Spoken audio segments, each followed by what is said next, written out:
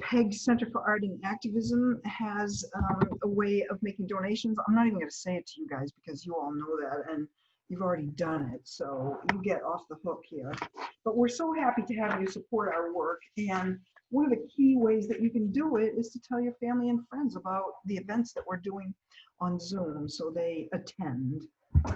And so the format for tonight is I'm just going to introduce each of the artists, and they are going to share their work for a little while with us. And then I have a series of questions that I was going to ask them. And finally, it's open for anybody to speak and to share with them as well. So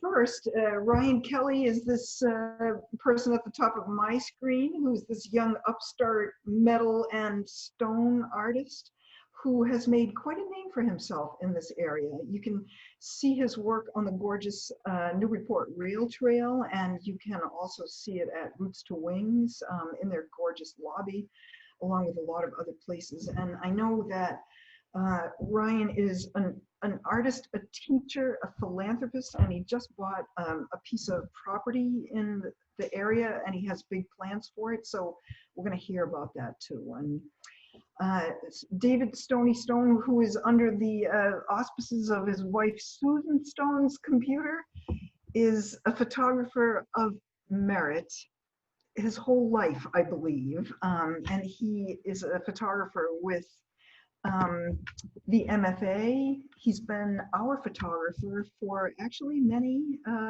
years. You've been with us, so we're so happy to have you here tonight. And finally, I am going to be representing Dave Magdalenski, who is very challenged at the moment with lung cancer, but I have a beautiful PowerPoint presentation of his. And so I'm going to invite Ryan to begin, and welcome to everyone. Hey everybody. Yeah, if I don't know you, hi, nice to meet you.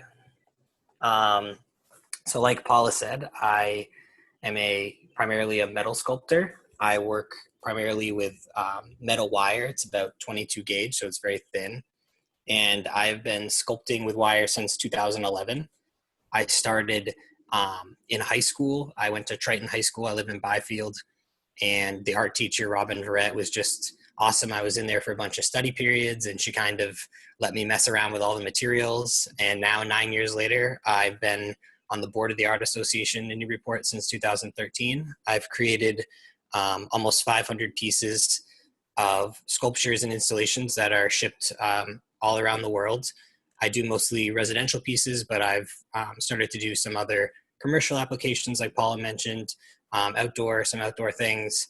And then my other exciting news in the middle of a pandemic is last week I officially signed the lease for property. I now own 4.86 acres in Byfield, which for the last 4 years I've been planning Split Rock Studios, which is a living and studio space for me, but also studio space and living space for 3 other artists. So it's something that I'm really excited about, and I'm just really jazzed about it, and I'm clearing trees on Saturday, so it's really exciting.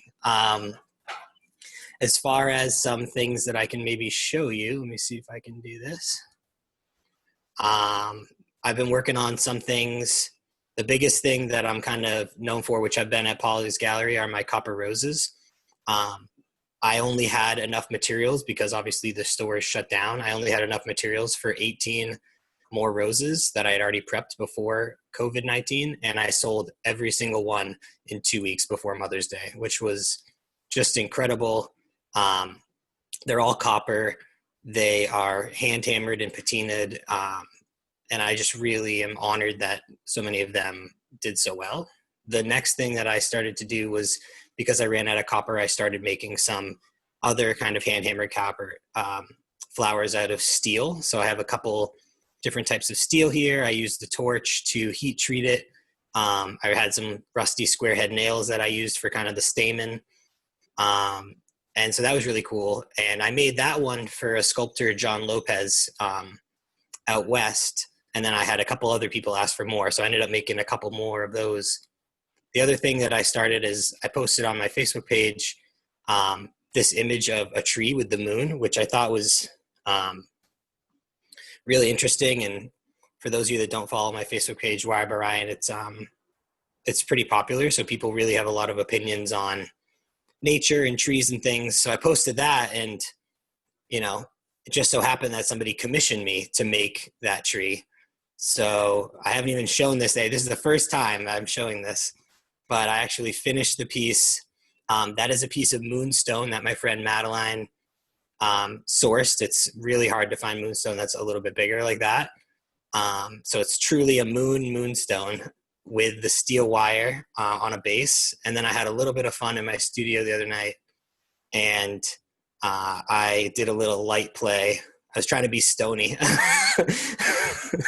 So I just put a little flashlight. It looks like the light itself, but that's just the moonstone glowing, which in sunlight, if you don't know, it actually has a very blue vein to it. So it's really beautiful blue color.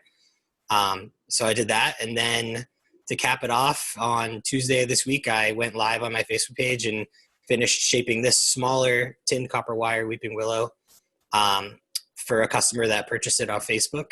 And I've just been staying busy. That's pretty much it. So can you stop your screen share? Yeah. Oops.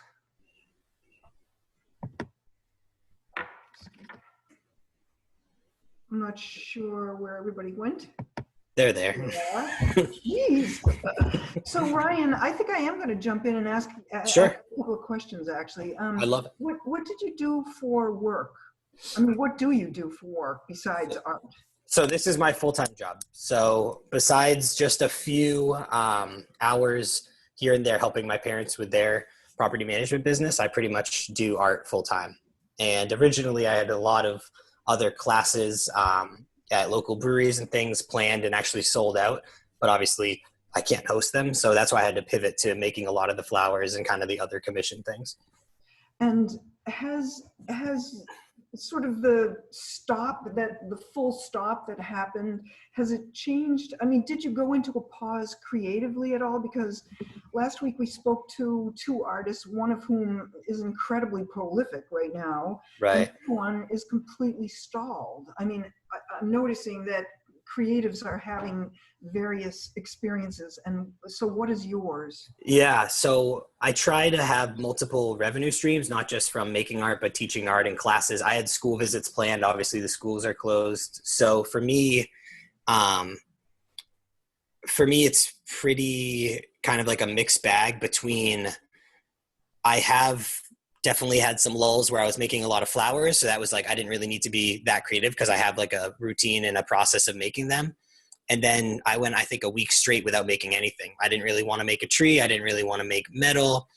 And then obviously as my own entrepreneur, I have to be able to get sales. So post about different things, get some feelers out there, reach out to, certain people or collectors, and then you kind of get those juices flowing again. You kind of have to be your own advocate. I'm also lucky that if I needed maybe a little pick-me-up or maybe a little creative juicing, I have a lot of friends in the community, like a lot of faces that are here, that if I needed to FaceTime somebody or call, hey, what do you think about this? I'm kind of, not feeling this. You have to be able to rely on that support around you to be able to kind of bolster you back up. But I think I'm more like the first person you said, where I have orders that I need to do right after this call. So really, really good. It is. Yeah. It's affecting everybody differently. It's also affecting every industry differently. Because Yes. That's what we heard from John Moynihan, the executive director at the Firehouse, and things are really right. different when you're, but it's true for galleries. I mean, we depend on gatherings to fulfill our mission, and it's Absolutely.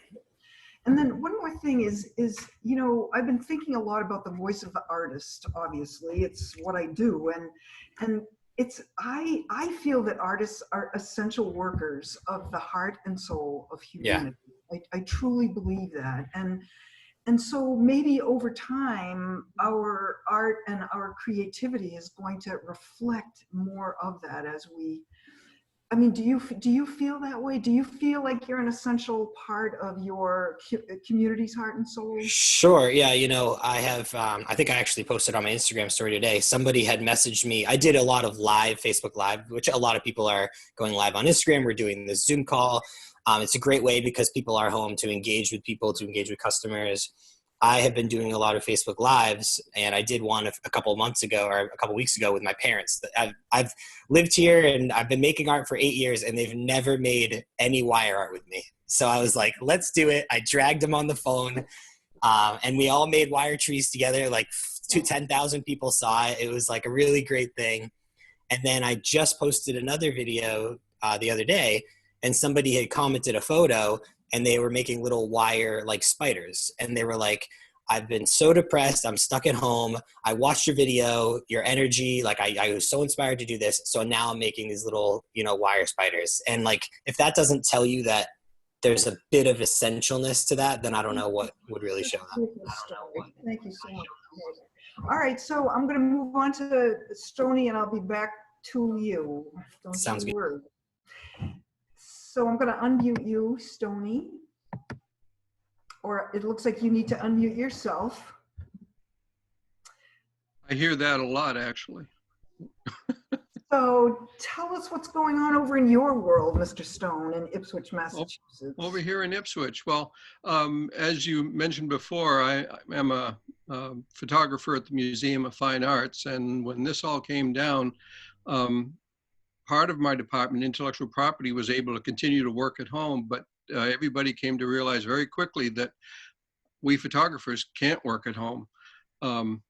It'd be nice to take a couple of Picassos home with me, but they frown on that, I think. So all of us photographers are really just out there writing this out. And for me, it's, I have a yin and yang with my photography. I spend all day at work at the museum as a photographer, photographing.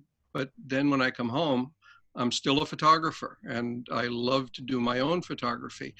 The photography for the museum is very, very objective. I'm working as hard as I can to make it, whatever I'm photographing, be representative of what it is. But in my own photography, I have free rein to make it whatever I feel like it should look, the way I'm feeling about it. And I think that's an important part of the photographic process. Is it's not just snap, I'm done, but it's then taking it, processing it, and reinterpreting it so it's saying what you were actually feeling about the artwork. And I'm going to switch over to my screen so I can just take you through some pictures. And let me see, I can close that. And are we seeing that?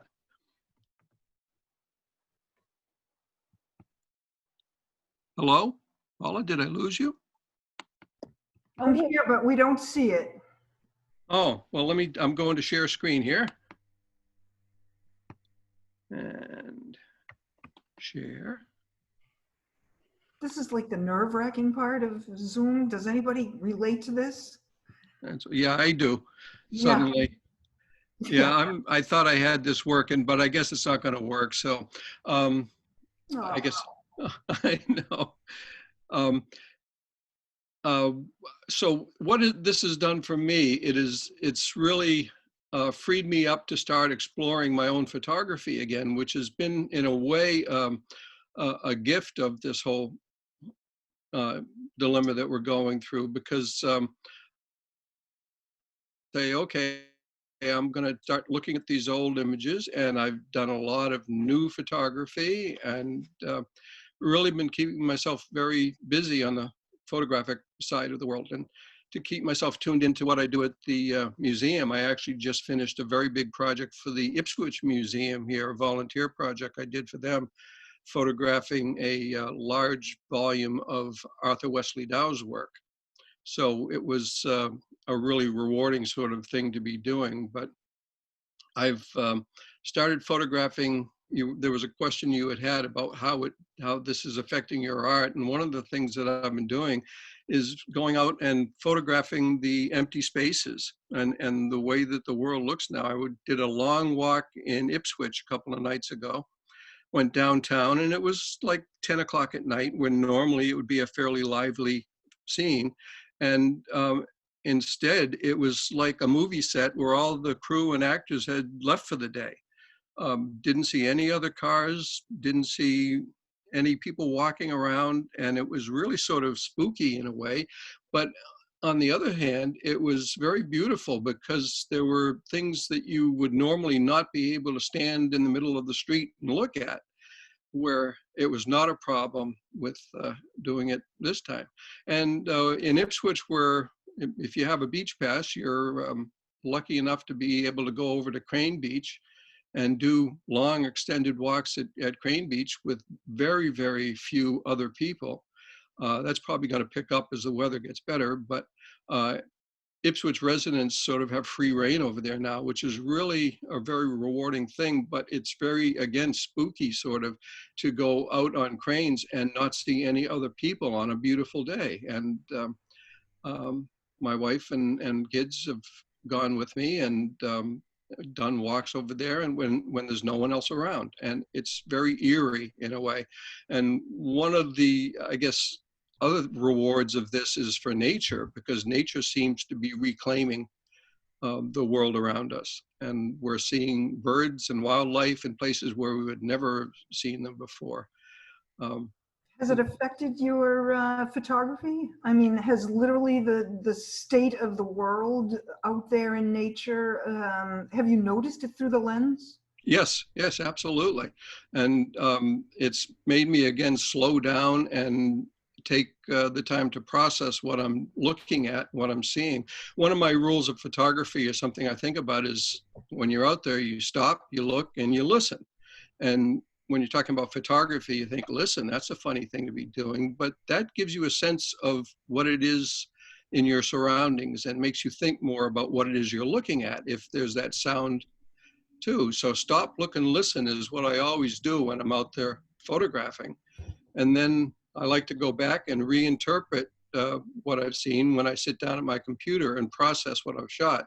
Because one of the wonderful things about Photoshop, and I come from the days of film way back when, but there are things you can do in Photoshop we could never have done in film. And it's kind of magical, the things that you can find in a shot that you've made, a photograph that you've made, that you didn't even really notice, or you only had a sort of backside sense of when you were making the photograph. But having done this for so long, I know that there's more in every image than what you're initially seeing. And having skills with Photoshop allow me to go in there and pull those features out, or hold back things that I didn't want to be shown so much. And photographing is very much a painting, you're adding whatever you want to. In photography, you're taking out or making sure you're excluding what you don't want in the picture.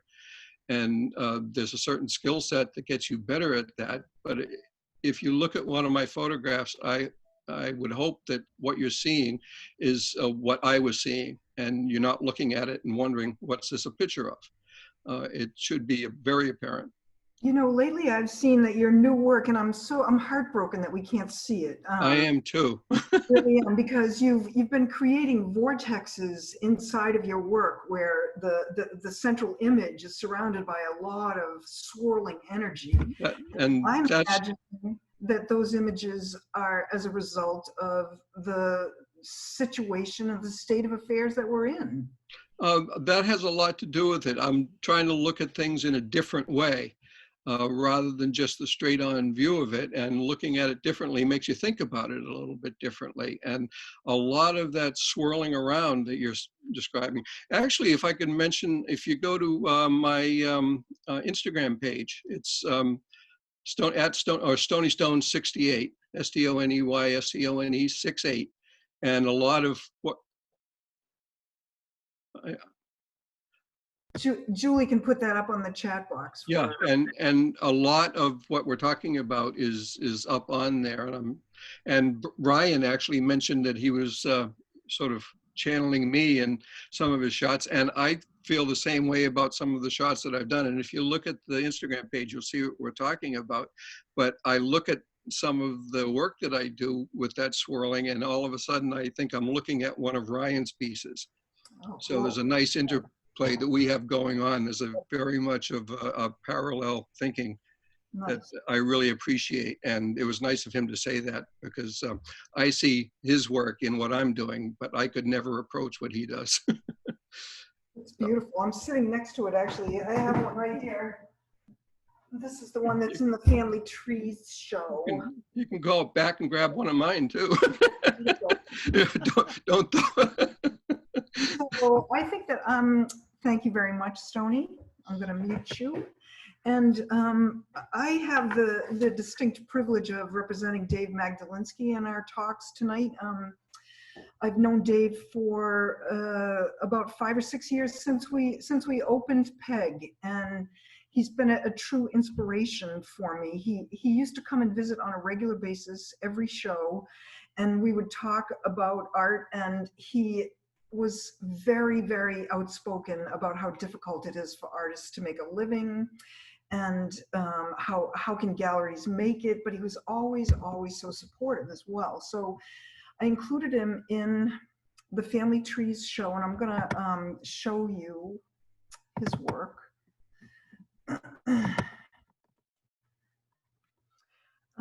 This piece is currently at the gallery. It's about 4 feet long, and it's on wood. Now, the pandemic that hit Dave Magdalenski happened a year ago when he was diagnosed with lung cancer, and it was an aggressive form. He's been in treatment for a year. I spent an hour with him today out on his deck, talking about all things art and life and nature, and it was lovely to be able to spend that time with him. These images in the Family Trees exhibit represent the beginning of his chemo treatment, and to me they were hieroglyphic, and somehow that communication level of hieroglyphs is a family tree, or part of a family tree. To me, it seemed so suitable that what happens to the inside of our bodies when it's going through something is as much as what is going on the outside of our bodies.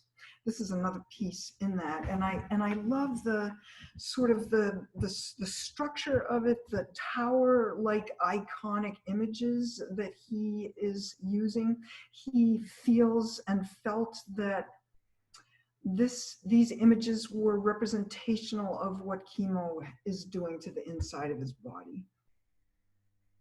And another one. I love this one, actually. I love the horizon line in it, and also the sort of scratch marks in the top half of it. All of these are on wood, and they're very, very rough. A self-portrait of Dave that he didn't want me to use, but I wanted to use it, so I did. I'm sorry. And these represent the work that he is most in love with. These are very, very large. They're 4 foot by 4 foot, and they represent decades to him. And he's done 1950, which is on the left, 1960 on the right. He's done 1970 and 1980 so far. And, you know, his work is harsh. It's hard to live with, and that was always and has remained his dialogue. Like, this is the work that my artist soul wants to make, and yet nobody wants to live with it. And I guess that's a dilemma of you know, artists. It really is.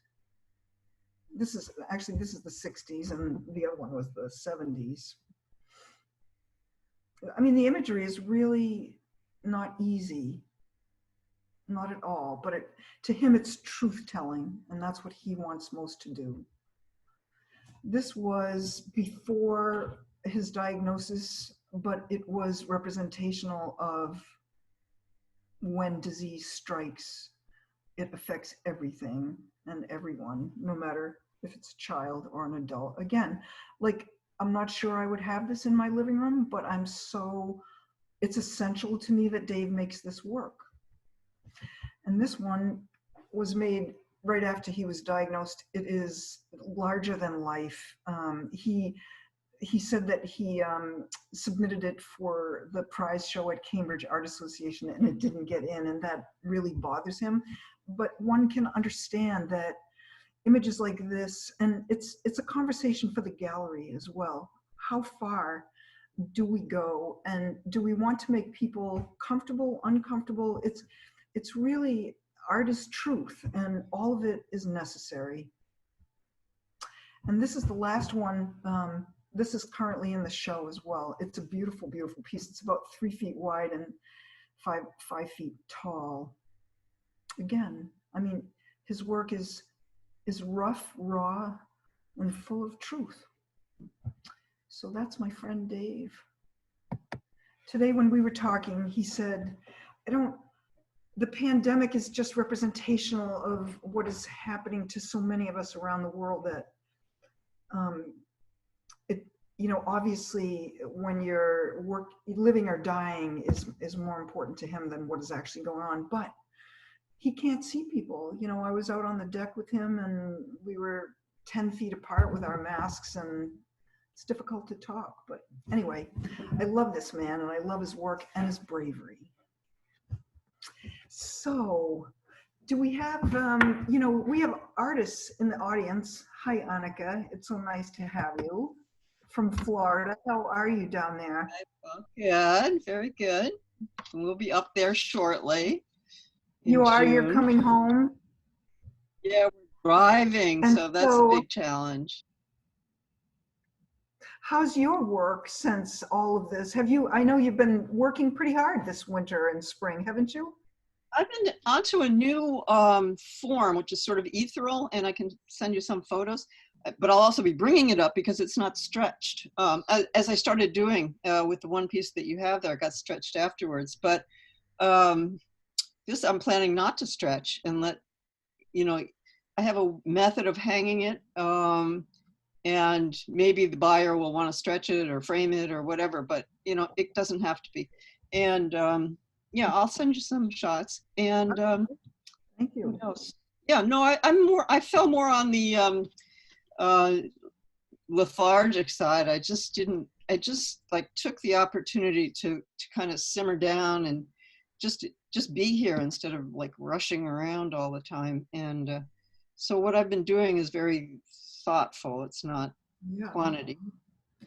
I have talked to several artists who have been working much differently, like on paper instead of canvas, just taking it really down and not creating more bulk in their inventory even. But Debbie had a very nice question about Dave Magdalenski. Is he still working through treatment?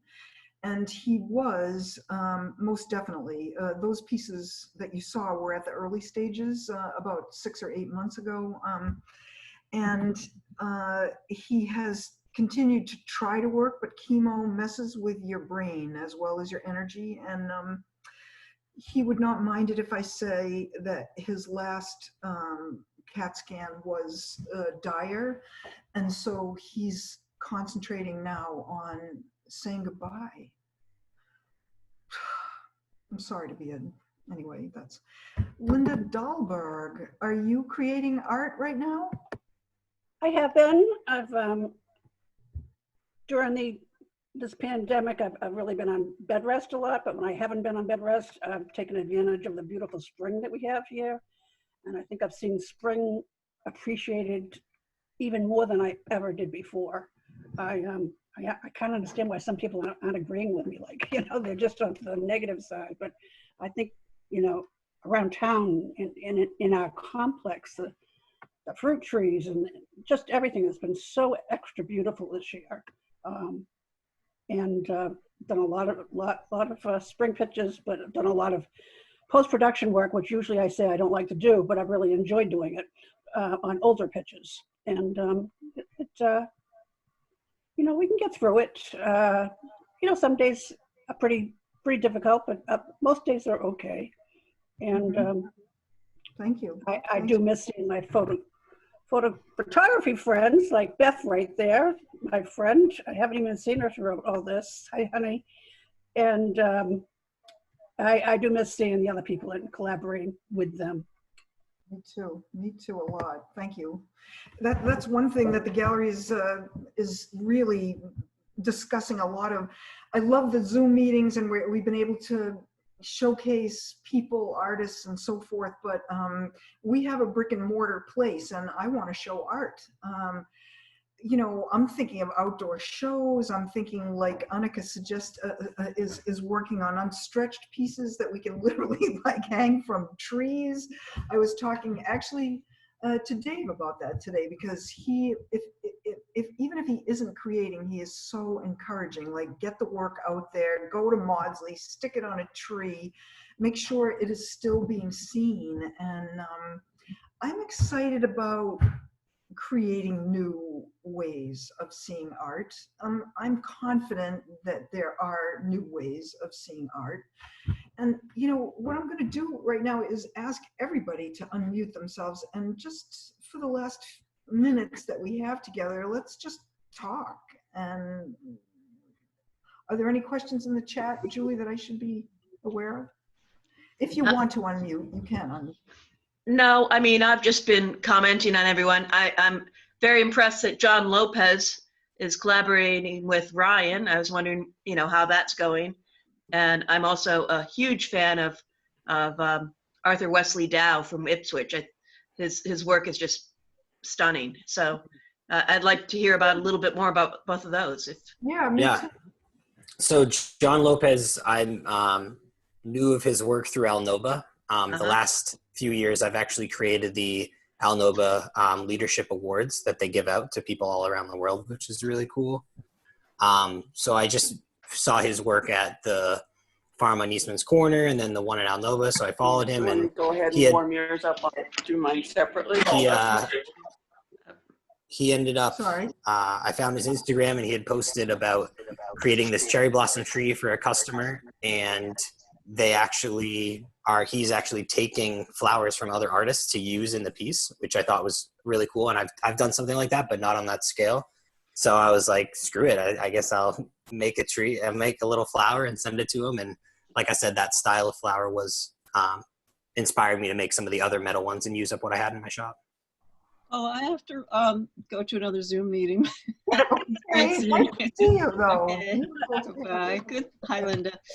Hi, Annika. So, Bye, Annika. does anybody have any comments for the artists? Well, Stoney, I wanted to know about the, with Arthur Wesley Dow. I mean, is it different in terms of your photography at the MFA? He's got, you know, Actually, it's very, in a way, it's very similar. One of my specialties at the museum is works on paper. And what this project was actually a large folio of prints that his students did just before he was leaving, as a send-away gift, just as he was leaving for his round-the-world trip that he went on. So it's done by, there were 78 different prints in it. And they were all his students, his artists that were doing it. And each of them wrote a little something to Arthur. And so it was a really fun piece to work on. It was dated 1903, the whole piece. But there were some pretty spectacular drawings. Obviously, he had some students that were worthy. And it was a fun thing to do. It took a while, but it reminded me of being at work in a way, because I was just, you know, photographing artwork. It's great. Yeah. I've taught at Ipswich Museum a couple times, and seeing what they have there and seeing the building and the history and the art, it's everybody should check it out. It's actually really amazing. Ryan and I are both teachers there. I teach photography, and he thankfully brings his wire class there too. We haven't had a beer at True North after yet, though, Stoney. We got to change that. You can go and look at my big pictures at True North. I'm down. I do feel like when they open, I'm ready. I feel like the future of art, at least for the immediate future, is so much less about commerce than it is about content right now. I think that plays back to artists being essential workers for the heart and soul of humanity, that what we decide to put down on paper or create in metal or stand up and act upon is more important to me, I think, than trying to get sales at the moment. It seems irrelevant honestly. Not completely. I'm so glad that you're working on things, Ryan, and have commissions and so forth. But as a general, being a commercial art gallery, it's not where my focus is right now. Getting the artwork out is. Finding art, like our next, we have two sort of irons in the fire that I'm excited about. Dave actually introduced me to a 95-year-old artist, Phyllis Dolobowski, here in Newburyport, and I know another 98-year-old artist. You know Bonnie Jean Malcolm.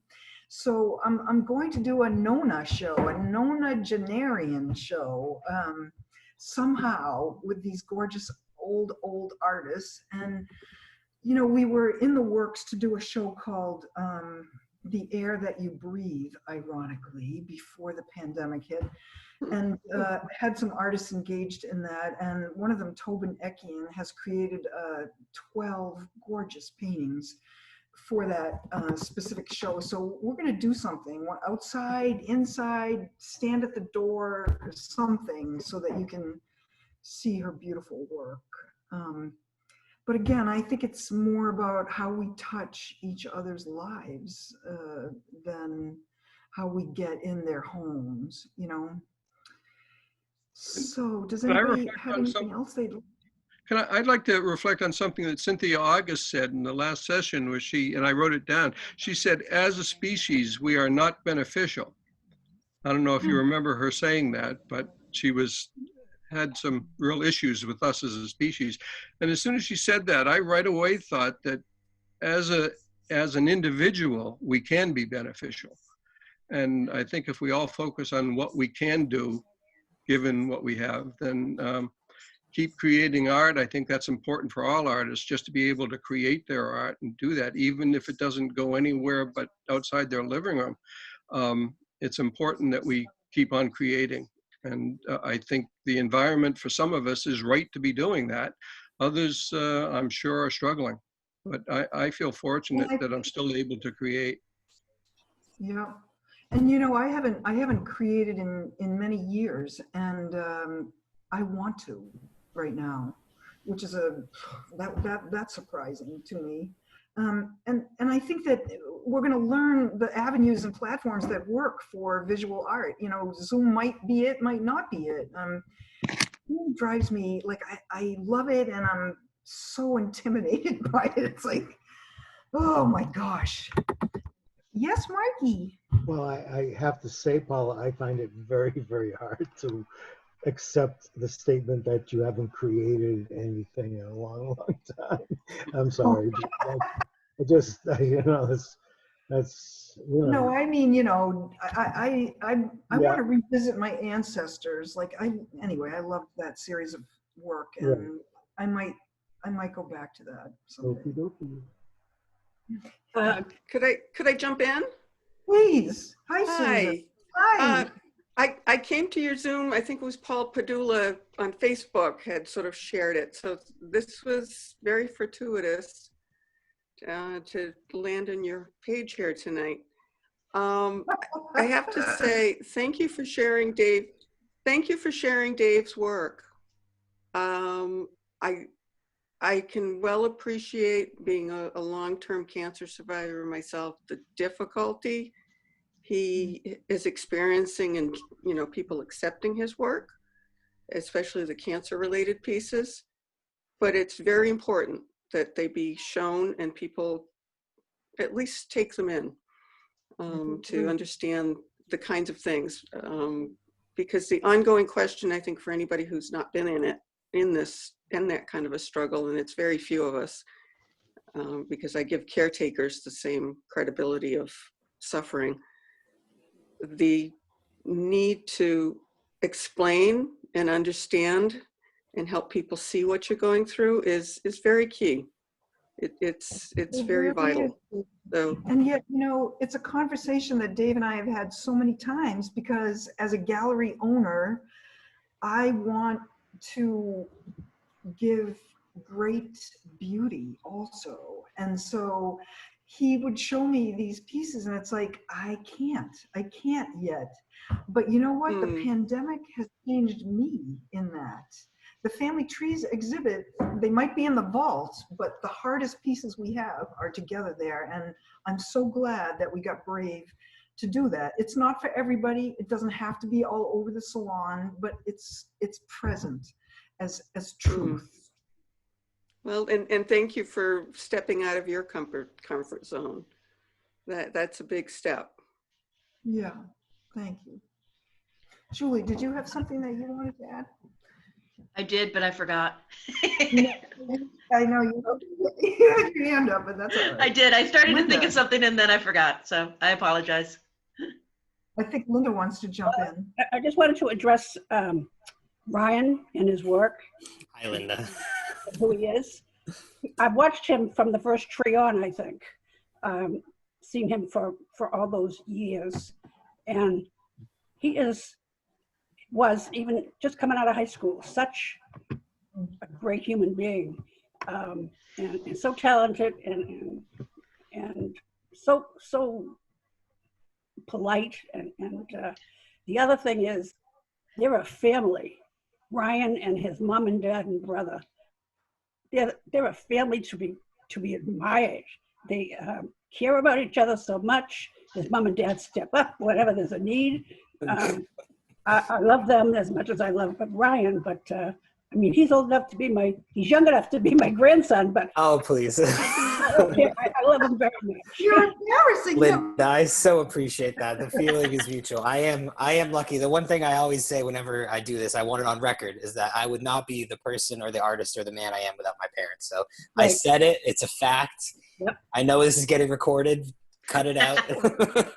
You know what? I'm very lucky. I am totally with you on that. I was Yeah. interviewed the other day about where the drive comes from in me, and Yeah. where, and I'm 66 years old, and I was embarrassed to say it's my parents. It's all Never the be way back. embarrassed. Yeah. It's so true. I wouldn't be where I am, and especially with this land and all the exciting next few years that this is going to be. It's all because of that family. And family is the people in this Zoom call right now. Family is the people that are artists in your gallery and people that aren't even in the gallery. And we're all connected more than we know. And especially now we realize that. It's so true. Just looking out at all your faces and knowing that you're listening and Beth smiling. I just love your smile. It feels really good. It's been a tough few days, even with the beautiful weather. So to see your beautiful faces and know that great line that Julie Cook gave me, and I keep using, is that we're in the same storm, but we're not in the same boat.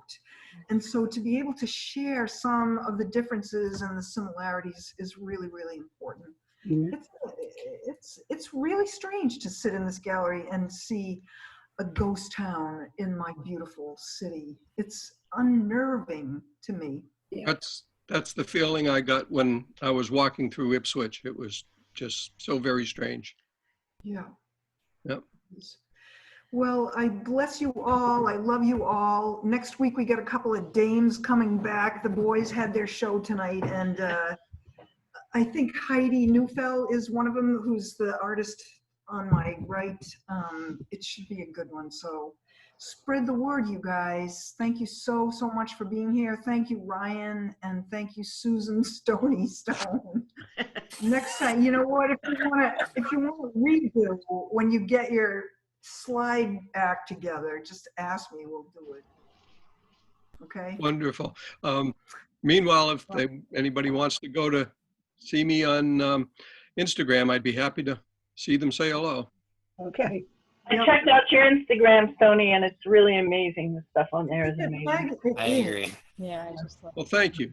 I'm glad you did that.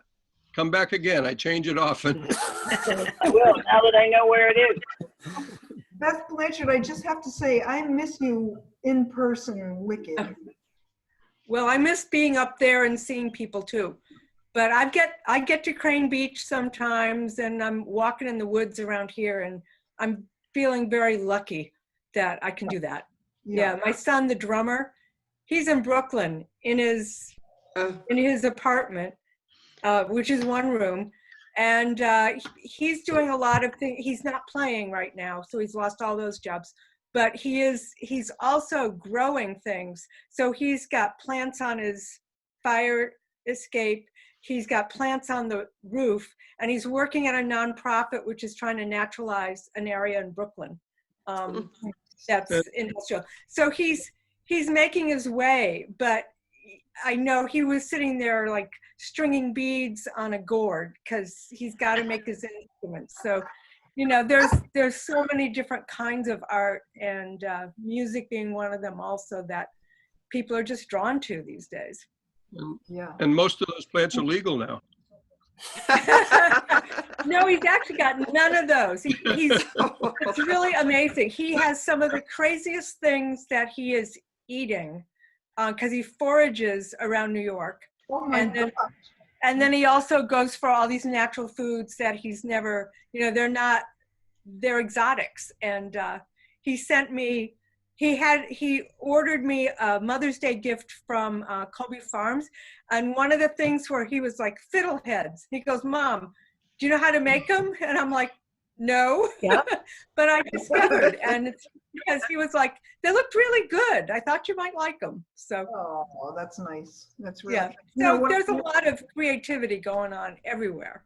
And what I'm realizing on this call is that there are equal parts artists as art supporters and art lovers, and that it all matters, you know, it all matters. And Debbie Hart Klein is like, she's made probably, what, 250 masks, of which Something like that. Here's they some are partly made. They are amazing. They're totally amazing. So for a lawyer, you're doing pretty good in the creativity department. I was an art major before law school, so. That's cool. Well, my friends, hopefully I'll see you next Thursday. Thank you, Ryan. Thank you, Dave. Thank you, Julie. And thank you all for being here. Thank you you everybody all. so much. Very Everybody nice. stay healthy. Bye. Have a good See week. you. Bye, thank you. Bye-bye. Bye-bye. Bye. Thank you for being here.